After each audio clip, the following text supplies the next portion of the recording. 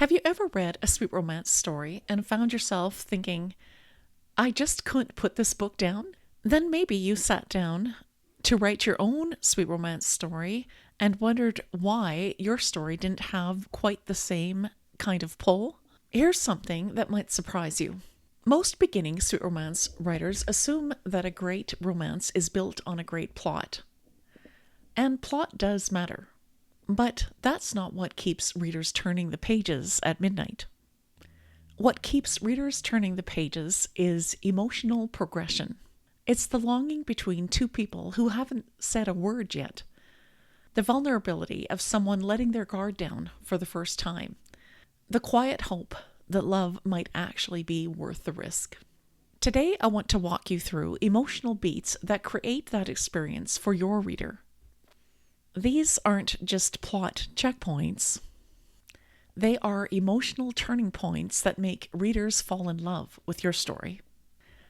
And once you understand them, your romance scenes will feel deeper almost immediately.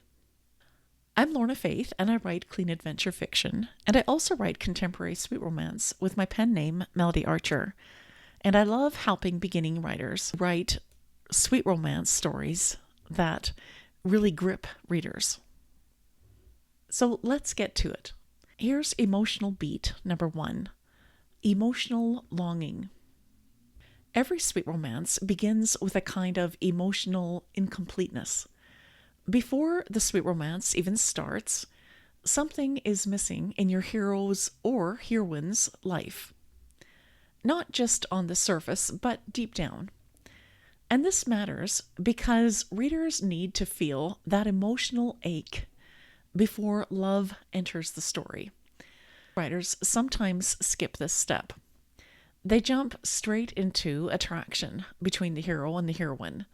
But it's really longing that creates the emotional space that makes the romance matter in the hearts of the readers. So what does that look like? Maybe your heroine feels emotionally alone. Maybe she fears abandonment, or maybe she struggles to trust the people around her. Maybe she has spent so long being strong for everyone else around her that she's forgotten what it feels like to be truly seen. And perhaps your hero might carry something too. Guilt he hasn't let go of, a fear of vulnerability he's learned to hide behind success or humor or busyness. Maybe he stopped believing that love was worth the risk a long time ago. That emotional ache is the foundation that your whole sweet romance story is built on.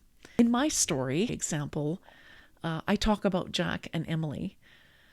Emily arrives in the small seaside town with her 4-year-old daughter beside her after losing her husband. But her deeper wound runs farther back than that. Her father left her mother and her when she was just a little girl, and that loss shaped everything. What Emily most needs is a secure, steady emotional connection, but she fears emotional loss more than almost anything else. Jack carries his own pain. He lost his fiancée in a boating accident and has spent years quietly convincing himself that loving someone that deeply again is far too dangerous. That longing exists before they even meet, and that emptiness is exactly what creates room for their romance to grow. So ask yourself this: what emotional ache exists in my heroine or my hero before the relationship begins? That's your first emotional beat. Emotional beat number 2, emotional connection. Now the relationship begins. And here's where a lot of beginning writers make a common mistake. They treat this beat as simple attraction, flirting, witty back and forth dialogue, chemistry. But real emotional connection goes much deeper than that. True connection happens when your characters emotionally recognize something in each other. Maybe one of them feels unexpectedly safe around the other. Maybe one senses a vulnerability beneath a confident surface and finds it quietly disarming. Maybe they simply feel more like themselves than they have in a real long time. That's what readers feel too. With Jack and Emily, my story example, the moment comes very subtly. Emily notices how gentle Jack is with her daughter Sarah. And because Emily's wound is tied to loss and instability, that gentleness does something to her that she doesn't quite expect. At the same time, Jack notices how fiercely protective Emily is. He sees her strength and her exhaustion all at once, and without meaning to, Jack begins to soften around her. That mutual emotional influence is what makes this beat so powerful. Strong romance scenes aren't just two people spending time together. They're two people quietly changing each other. And one thing to keep in mind, connection alone isn't enough. As the relationship deepens, it should also begin to feel a little dangerous to both the hero and the heroine, because the closer they grow together, the more they have to lose, and that tension matters. Emotional beat number 3, emotional fear. This is the beat where many beginning writers struggle the most. The relationship is growing, things are going well, and without realizing it, the story starts to feel a little too easy, too safe, too conflict-free. But here's the truth. Emotional fear is what deepens a romance. Love becomes meaningful when something emotional is genuinely at risk. Now, that doesn't mean adding drama for the sake of adding drama, but it does mean letting your character's wounds surface naturally as the relationship grows. As Emily grows closer to Jack, her old fears stir. What if she trusts him fully and he leaves too, just like her dad did? What if this ends the way that everything else has in her life? And Jack feels it too. Jack realizes he's become attached, and not just to Emily, but to her daughter Sarah as well. And that terrifies him, because a part of him still believes that loving someone this deeply could end in a loss that he wouldn't survive a second time round. Suddenly, every scene in your story carries a little more weight. A simple goodbye feels heavier than it should. An almost touch becomes charged with everything neither of them will say. And that is real emotional tension. And that's what makes readers hold their breath. So ask yourself, what emotional fear grows stronger as my characters grow closer? That fear is what deepens your street romance.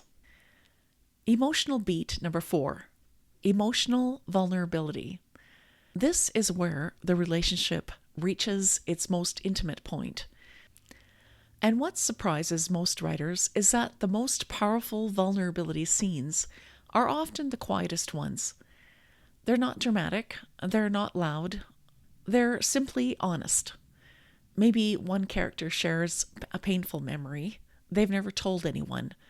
Maybe a truth slips out.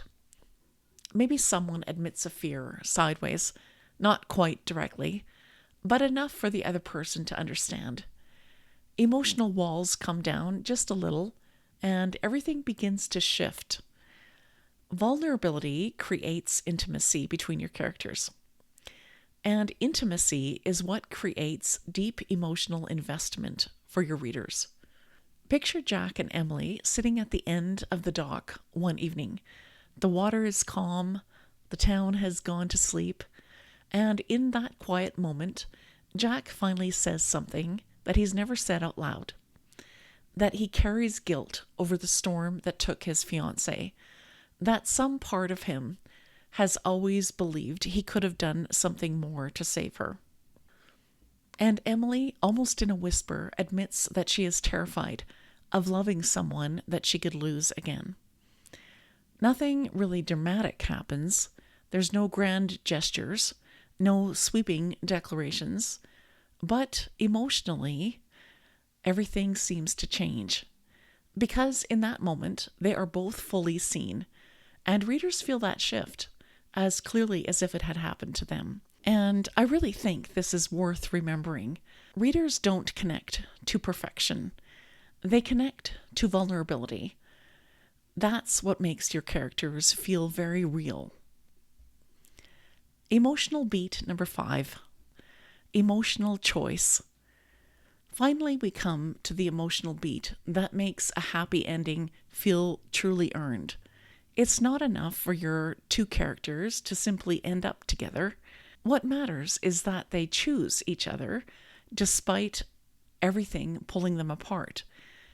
Jack has to make a choice, and Emily has to make a choice. To trust in loving again, even though every little abandoned girl inside of her is telling her not to. That emotional choice is what resolves their internal journey. It's what gives the happy ending its weight and its warmth.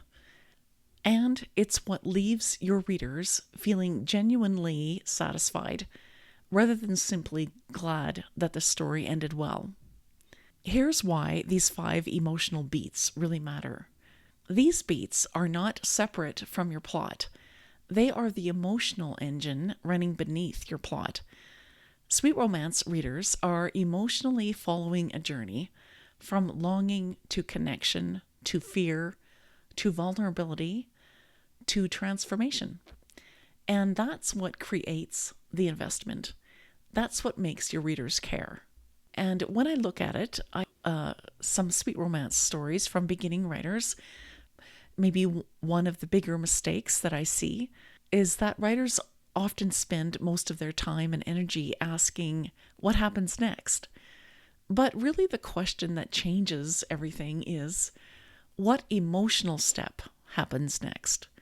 Because sweet romance is an emotional journey first. The plot simply gives that journey somewhere to go. So here's a little encouragement. If your sweet romance feels a little bit boring right now, here's some good news. You probably don't need a brand new plot. And more than likely, you don't need more drama or a completely different story. What you likely need is a stronger emotional progression between your two main characters. Strengthening these 5 emotional beats can completely transform the reading experience of a story that's already yours. So, as you go back to writing your sweet romance today, remember this. Readers are not only falling in love with your heroine and your hero, they are falling in love with the healing, the risk, the quiet and brave choice to love again despite all the hurt and pain that your main characters have gone through. That is the true heartbeat of a sweet romance story. And that is what makes readers stay up far too late, eagerly waiting to read one more page. I hope these 5 emotional beats helped.